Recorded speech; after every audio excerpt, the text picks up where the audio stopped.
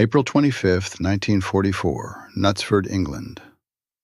Lieutenant General George S. Patton stood at a podium. Welcome club ceremony, small gathering, local dignitaries, women's club members. He was supposed to say a few polite words about Anglo-American friendship. Instead, he said this: "Since it is the evident destiny of the British and Americans to rule the world, the better we know each other, the better job we will do." A club like this is an ideal place for making such acquaintances and for promoting mutual understanding. The audience clapped politely. Patton sat down, did not realize what he had just done. Within days, the quote was moving through wire services and into American papers. By the third day, some members of Congress were publicly calling for his recall. By the fourth day, General George C. Marshall, Army Chief of Staff, sent a telegram to General Dwight Eisenhower in London. The message was short, the question impossible. Marshall's message amounted to one brutal question: can Overlord succeed without Patton? You decide. This is the story of 4 days that decided the war's most controversial general's fate.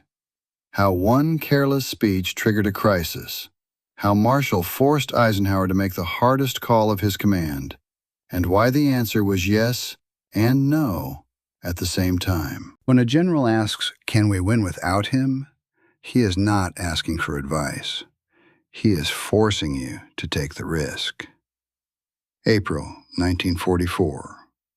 Marshall sent Eisenhower one telegram. The question was impossible. The answer decided the war. Subscribe for stories where the hardest decisions are the ones nobody wants to make. April 25, 1944, 6:30 p.m. Patton arrived at Knutsford Welcome Club. Invitation weeks earlier. Small event, local charity, support troops stationed nearby. Patton's staff advised against attending. "Keep low profile, sir. D-Day is 6 weeks away. Press watching everything." Patton treated it like a harmless tea party. A small room, no danger. The venue, modest hall, 60 people, no official reporters, just local press covering community event. Patton's prepared remarks: brief thanks, praise for Anglo-American cooperation, goodwill. But Patton rarely used prepared remarks. He stood, spoke extemporaneously, confidently, started well, praised British hosts, thanked organizers, then the fatal pivot. "Since it is the evident destiny of the British and Americans to rule the world." Stop there, that sentence. 6 weeks before D-Day. 6 weeks before largest amphibious invasion in history. Rule the world. Not defeat Germany. Not liberate Europe. Rule the world. And it got worse. He continued, "The better we know each other, the better job we will do." Implication: Britain and America would run the post-war world. Together? Alone? What about the Soviet Union, America's ally, fighting Germany on Eastern Front, losing millions? Patton did not mention them. And in Washington, the omission was impossible to miss. April 25, 1944, 6:30 p.m. Patton arrived at Knutsford Welcome Club. Invitation weeks earlier. Small event, local charity, support troops stationed nearby. Patton's staff advised against attending. "Keep low profile, sir. D-Day is 6 weeks away. Press watching everything." Patton treated it like a harmless tea party. A small room, no danger. The venue, modest hall, 60 people. No official reporters, just local press covering community event. Patton's prepared remarks: brief thanks, praise for Anglo-American cooperation, goodwill. But Patton rarely used prepared remarks. He stood, spoke extemporaneously, confidently, started well, praised British hosts, thanked organizers. Then the fatal pivot. Since it is the evident destiny of the British and Americans to rule the world. Stop there. That sentence. 9 months before D-Day, 6 weeks before largest amphibious invasion in history. Rule the world. Not defeat Germany, not liberate Europe. Rule the world. And it got worse, he continued. The better we know each other, the better job we will do. Implication, Britain and America would run the post-war world. Together, alone. What about the Soviet Union, America's ally, fighting Germany on Eastern Front, losing millions? Patton did not mention them. And in Washington, the omission was impossible to miss. April 26, 1944. Morning. British newspapers ran the story. Small piece. Local news. American wire services picked it up. Patton, Britain and U.S. to rule world. By afternoon, the story reached Washington. Congress erupted. Senator Robert Reynolds, North Carolina. Patton has insulted our Russian allies. He should be recalled immediately. Representative Carl Munt, South Dakota. This is exactly the kind of careless talk that undermines Allied unity. The timing was catastrophic. April 1944. D-Day 6 weeks away. Overlord planning at peak. Soviet cooperation critical. Tehran conference promises still fresh. Stalin watching Western allies closely. Patton's words suggested Anglo-American post-war dominance. Excluded Soviets. Implied empire building. Politically, disaster. Militarily, worse. April 27, 1944. Eisenhower received cables. From War Department, from Marshall, from Washington. Press demanding Patton's head. Public opinion turning. Some lawmakers threatening hearings.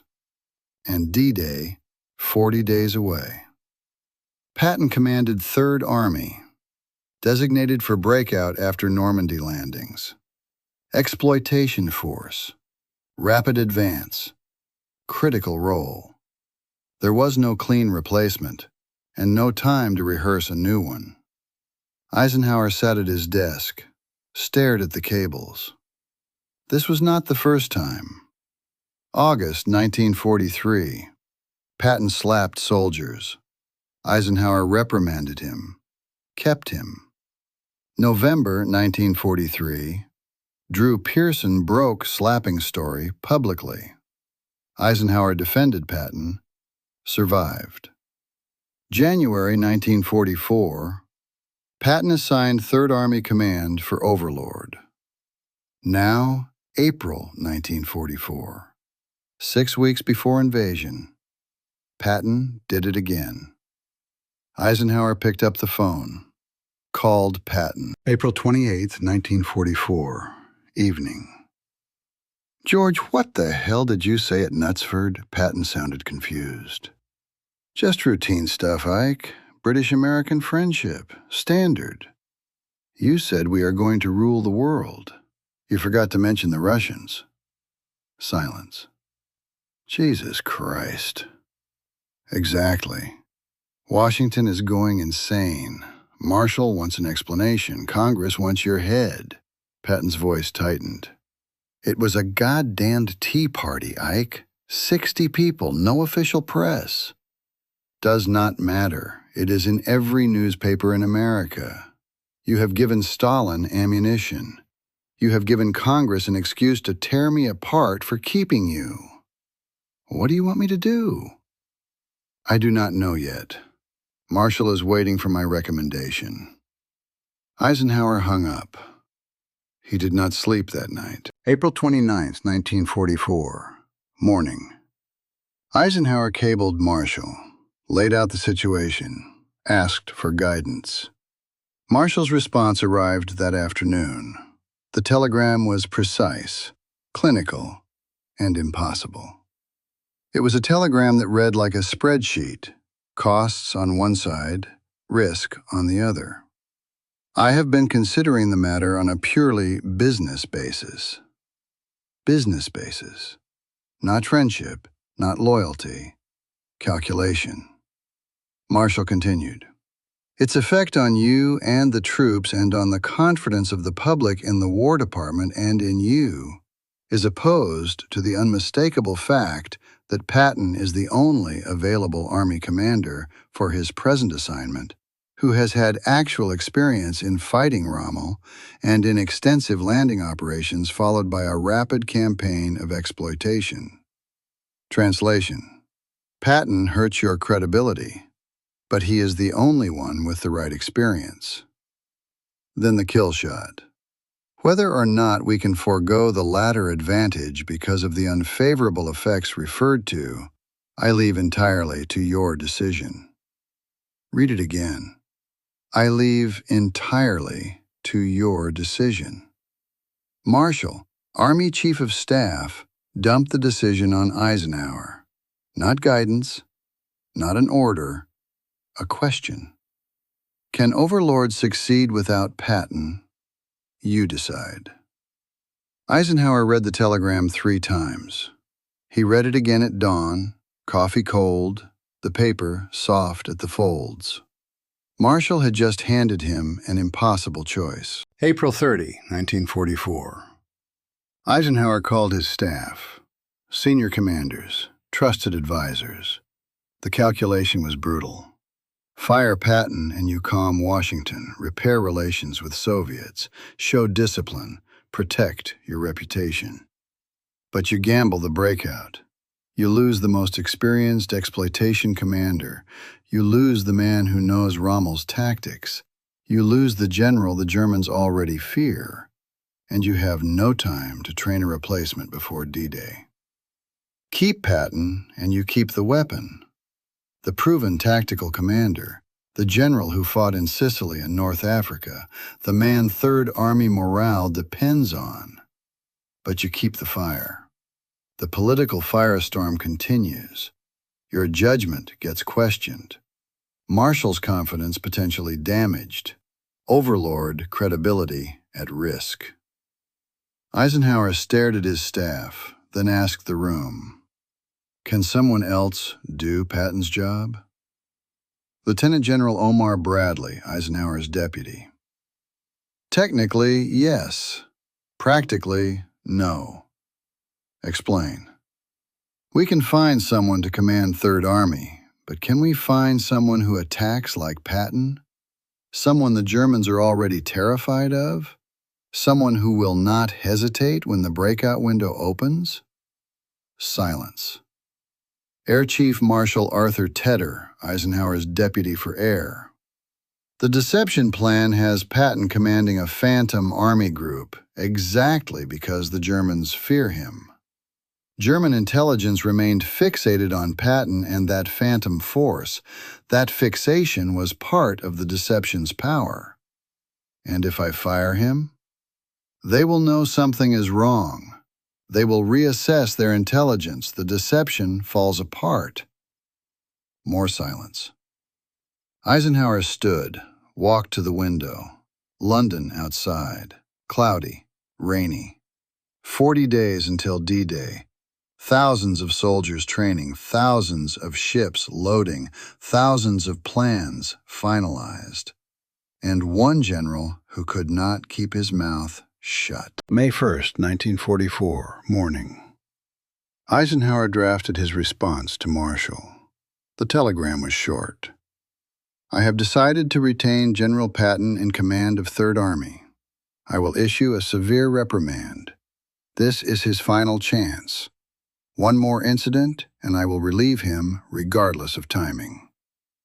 He sealed it, sent it, then called Patton. George, you are staying, but this is it. One more mistake, political, personal, anything, and you are done. I do not care if it is the day before we win the war. Understood? Yes, sir. I mean it, George. Marshall left this decision to me. I chose to keep you because I think we need you. But if you make me regret this, I will relieve you myself.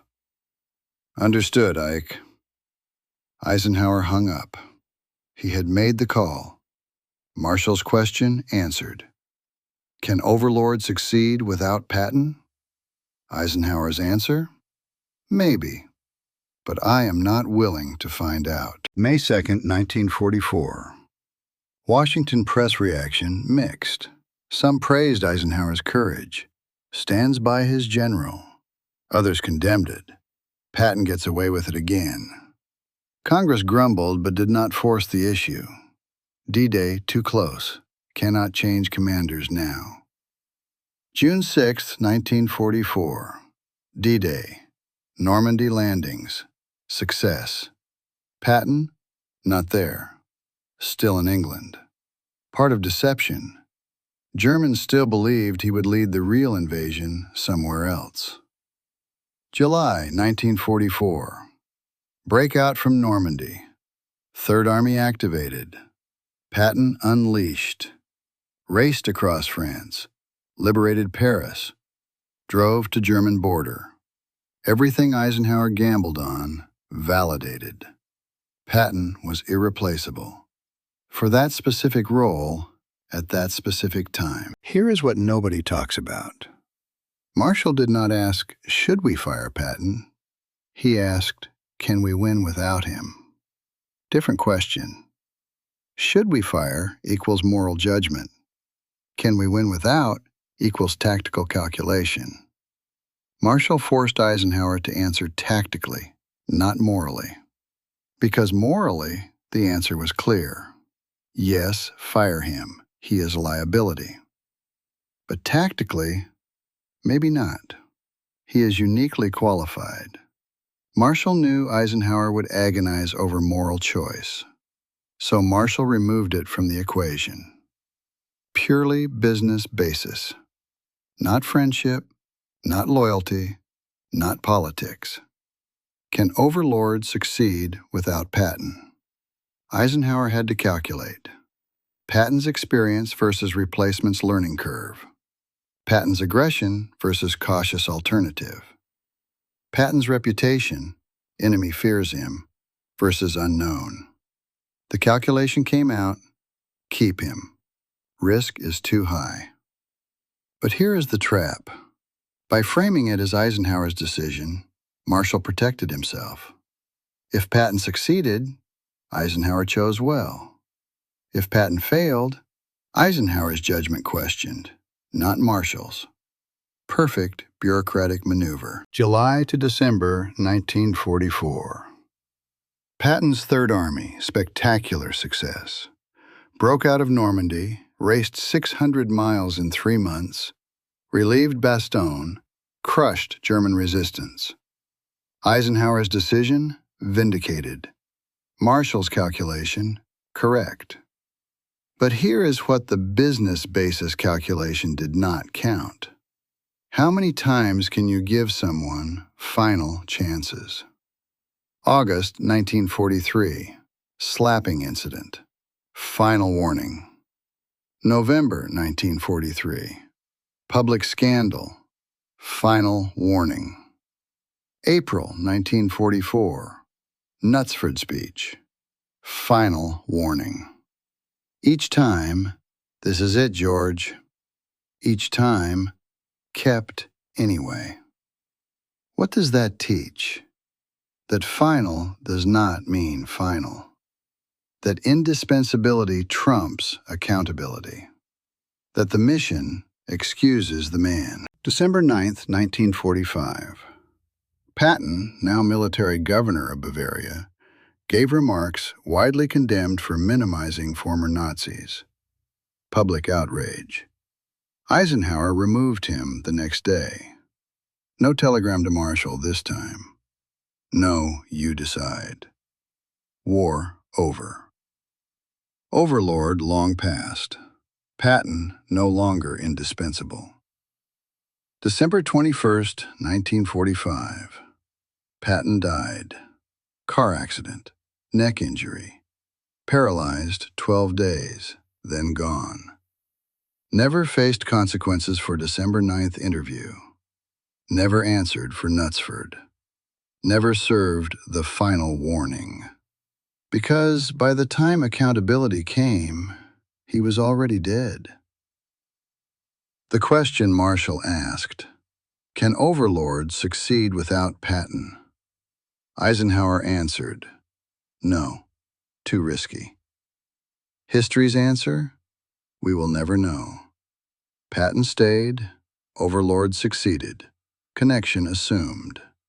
But would someone else have failed? Bradley commanded 1st Army, succeeded. Montgomery commanded 2nd Army, succeeded cautiously.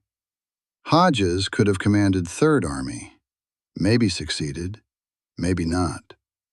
We will never know because Eisenhower decided the risk was too high. Marshall's genius framed the question so Eisenhower had to keep Patton.